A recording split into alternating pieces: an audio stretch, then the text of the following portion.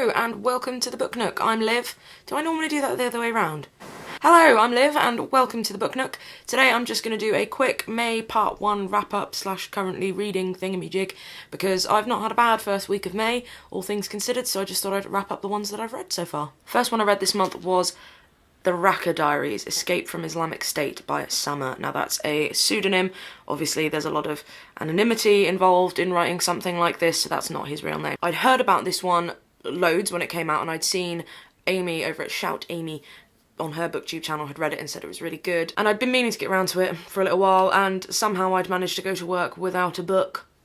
So I bought this one on my break and sat and read it, and it really is incredibly moving.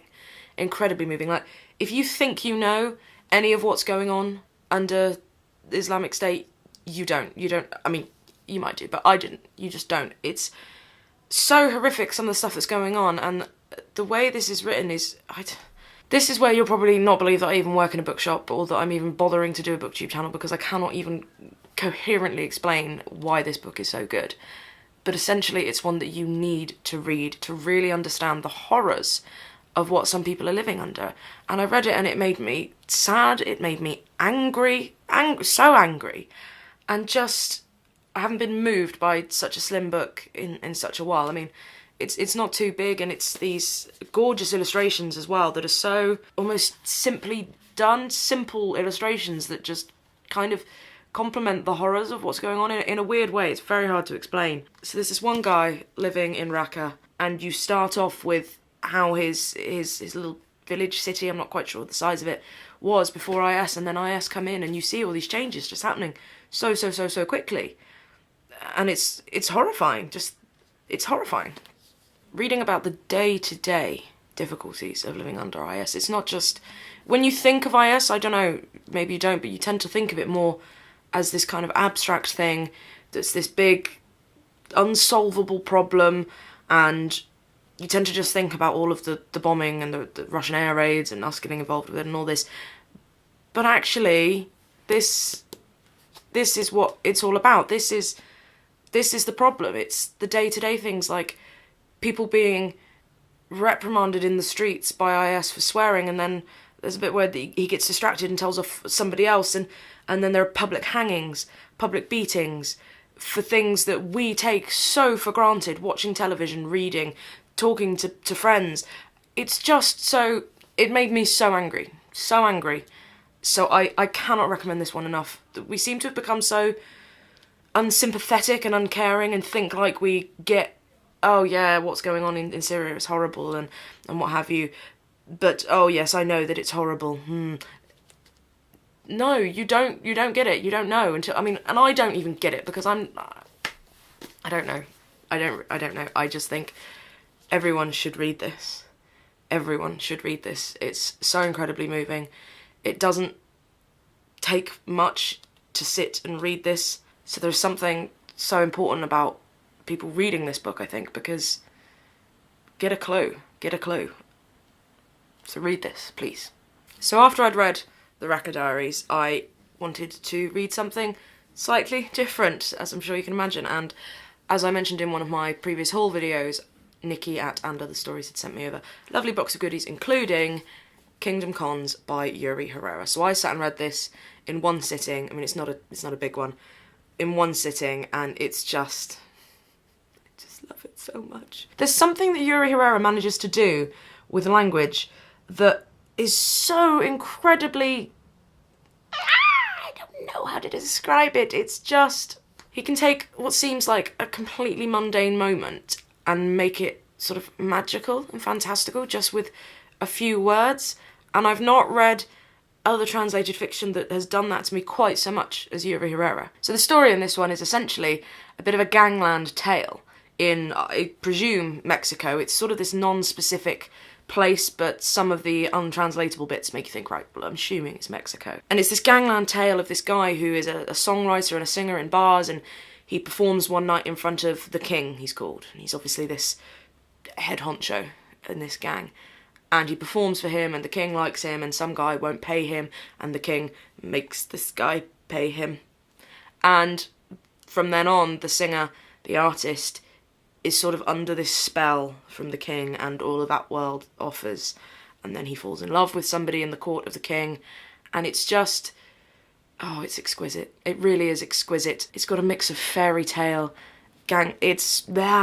as I say, you can sit and you can read this in an hour or so and be transported to something that feels like a fairy tale on steroids, and it's just incredible. So please go and pick up Kingdom Cons. If I could recommend one author to anybody in terms of translated literature, if I could recommend anybody, any author, any one author that falls into that category to anybody, it would be Yuri Herrera. So please go and read Kingdom Cons.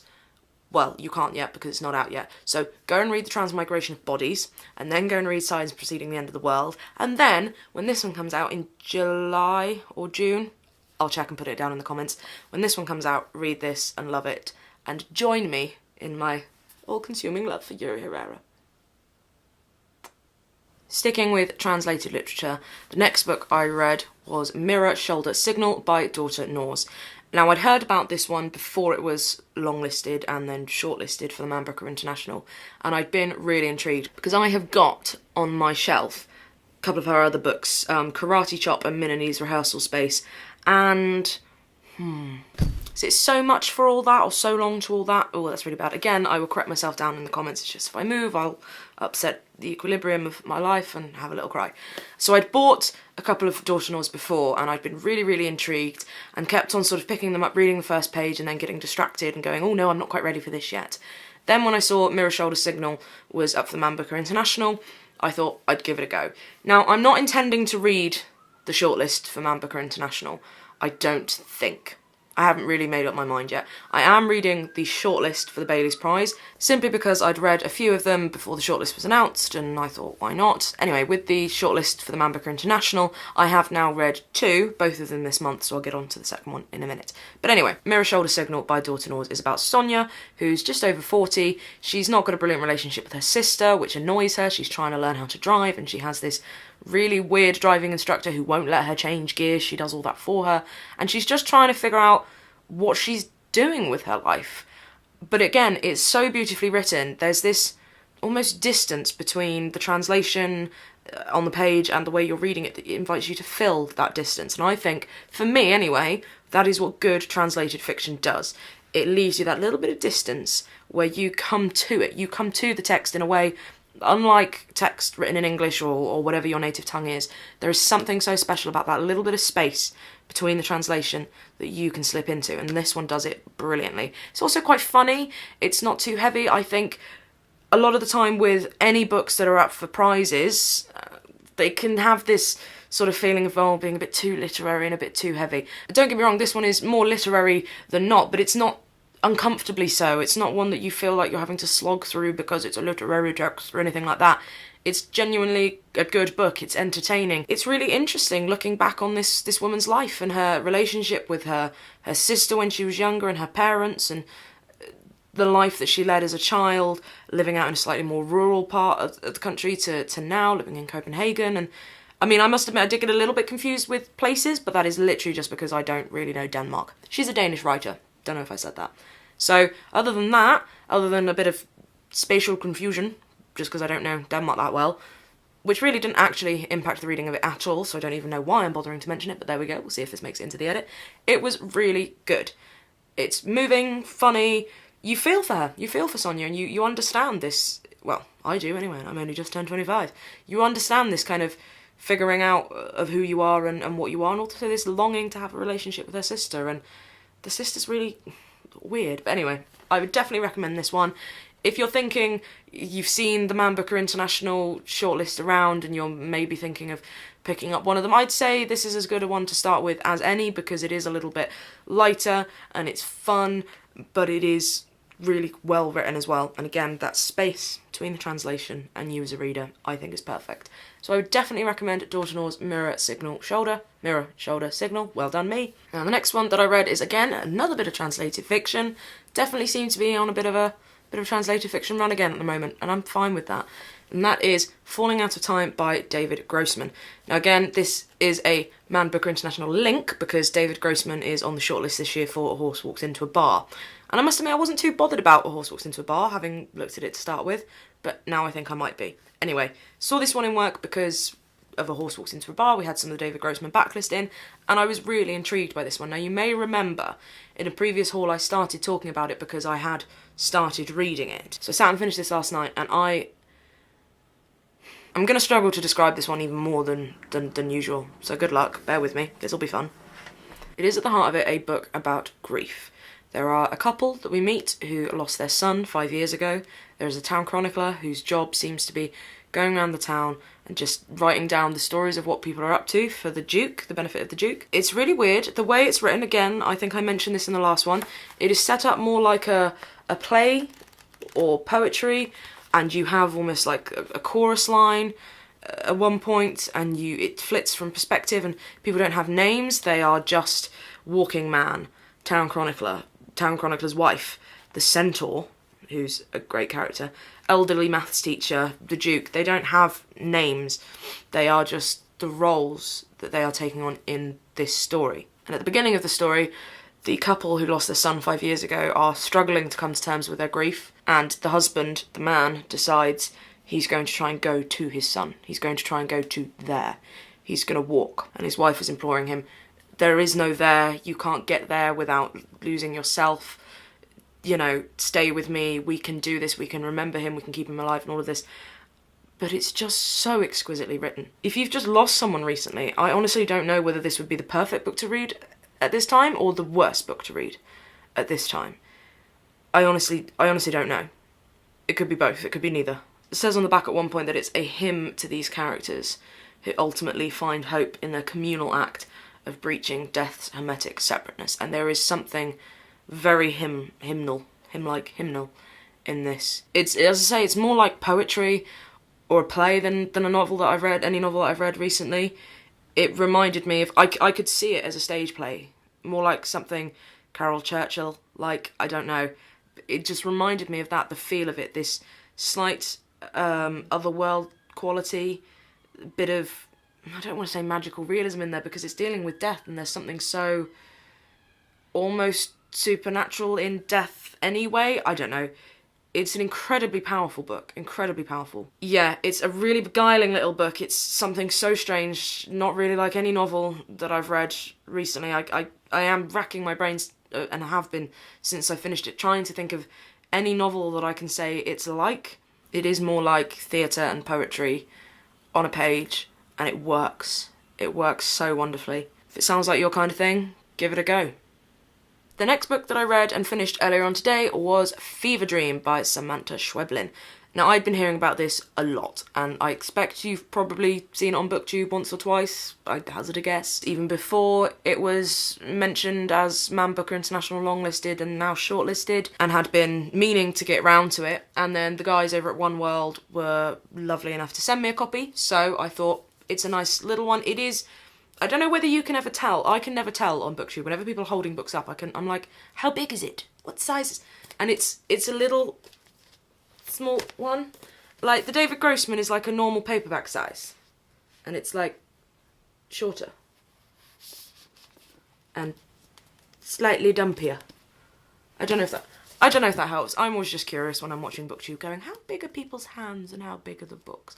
I have short, stumpy hands, but it's a short, stumpy book, so it works. I just tried to explain it and I failed, so I'm just going to read the blurb. A young woman named Amanda lies dying in a rural hospital clinic. A boy named David sits beside her. She's not his mother, he's not her child. The two seem anxious and, at David's ever more insistent prompting, Amanda recounts a series of events from the apparently recent past. As David pushes her to recall whatever trauma has landed her in her terminal state, he unwittingly opens a chest of horrors, and suddenly the terrifying nature of their reality is brought into shocking focus. This is one of the weirdest books I've read in a little while, but there was something so lovely about it as well. It's written as a conversation between the two. Now, I will admit, to start with, as with a lot of books that are set as conversations, I got a little bit confused as to who was talking first. Like in the first page, she sort of says which one of them is asking the questions, and then the other one asks a question. So I got a little bit confused to start with. But once I'd settled into that form, you just keep going. It is it is a page turner because she's recounting what's happened in the course of, I think, like a couple of days. And his questioning is, and what happened next? And what happened next? Come on, you're not there yet. You're not at the important bit yet. Come on, what happened next? What happened next? So she's constantly she is sort of turning the pages of, right, and that happened then, and then this happened, and then this happened, and then this happened, and it's building and building all the while. But you're not sure what she's missed, and have I missed it? Because then there's a point where she kind of keeps going, and he's like, no, the thing, you've missed it, go back. And she's like, no, I'm going to keep going. And you're like, okay, well, what she missed, what I missed, and it's just, I couldn't put it as, again, I nearly read it in one sitting, and then I was so tired I couldn't stay asleep. Yeah, I was so tired I couldn't stay asleep. Well done. It is a one-sitting book. You would be able to fit this in one sitting, and you'd probably want to. Just don't start it at 10 o'clock at night, would be my advice. Oh, it's weird. It's weird. Again, it's another one where seems to be, well, there is a little bit of sort of magical realism, hokey-cokey, supernatural weirdiness going on, but then it's also just about a mother and child's relationship, and I really like in here it talks about the rescue distance.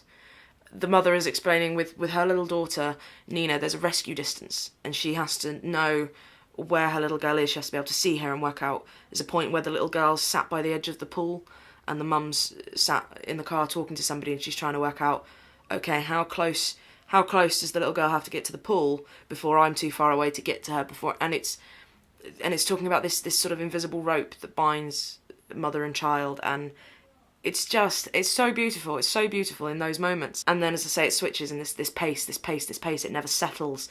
And there's something humming all the way through it, just underneath, and you're trying to identify what it is, and it's just wonderful. So I would definitely recommend this one. People have been talking about this so much and saying that Samanta Schweblin is a fantastic new voice in fiction, and I am definitely, whatever she writes next, I'm definitely going to read, because this was just a fascinating little book. So if you've seen it around on BookTube, or you've seen it in bookshops and you've been umming and ahhing and not quite sure, read it. Read it is all I can say, because it's something special, this little book. Something special. So that's what I have read so far in May. Now, in terms of currently reading, for the whole of May, I am going to be working my way a bit more through these two, The Good Immigrant and Nasty Women. Making my way through, I'm going to do sort of like an essay from each a day sort of thing, of the ones that I haven't yet read. Again, I talked about this one. I found 2 selections. How do I keep doing that? I've talked about both of these on my channel before in hauls and wrap-ups and TBRs and whatnot, and again, they're incredibly important collections. I will keep banging on about them until all of you tell me that you've read at least some of the essays from them, if not all of them. So if you want me to shut up about them, go read them, and then even then I won't, because I'm lying and they're wonderful and important and I'll never stop talking about them. Oh, that was creepy face, sorry, creepy face. And then something else I think I'm going to read as a bit of a, I don't really want to call it a palate cleanser, because that feels like I'm being mean to, I don't know, I hope you know what I mean. Basically, I've been reading a lot of translated fiction recently, and some heavier stuff, and things like, I don't know, having had my little bit of a reading slump, I've now come through the other side with some smaller novels, that I do want to go on to some bigger novels, but The Sport of Kings is putting me off at the moment because of how tiny the writing is, even though I know I'm going to read it soon. I'm going to start off with Orangeboy by Patrice Lawrence. I don't read much teen YA fiction. This one was shortlisted for the Costa Book Awards in that category, and it won the Waterstones Teen Book of the Year award. So it's been all over our stores, and I keep hearing so much about it from people on Twitter and BookTube that I thought, you know what, I don't read much teen and YA. I fancy something that, yeah, it's something to get my teeth into, but isn't going to sort of drag me down too much and make me feel defeated by a book. So I thought, right, I'm going to give some teen or YA a go. I'm going to be giving this one a go. I'm going to start this later on this afternoon. So that's what I have been reading and what I am currently reading. What about you? What are you reading at the moment? I would like to know. Please tell me. Thank you. Bye. No. Hello. I'm still here. Sometimes words get away from me. The moral of that was, what are you reading? Have a little chat with me in the comments below about what you're reading. Have you read any of the ones that I've read so far? Have any of the ones that I've read so far piqued your interest and you're thinking of picking them up? Let me know. Have a little chat. Let's have some chats. And I'm thinking of potentially doing the BookTube reading habits tag, maybe, again. I know full well no one's tagged me, but again, the whole inviting myself to the party thing, you know that's something that I do by now, so I might just do that again in another tag. The graphic novel video will be coming, I promise. I'll be honest, I can't remember how many times I've re-recorded it, so I may just have to re-record it again, but I'm going to check through the footage and see if it's completely unbearably unusual. So I hope you're having a good first week of May and that everything is all hunky-dory with everybody. Have a little chat with me in the comments below and I will see you next time. Goodbye.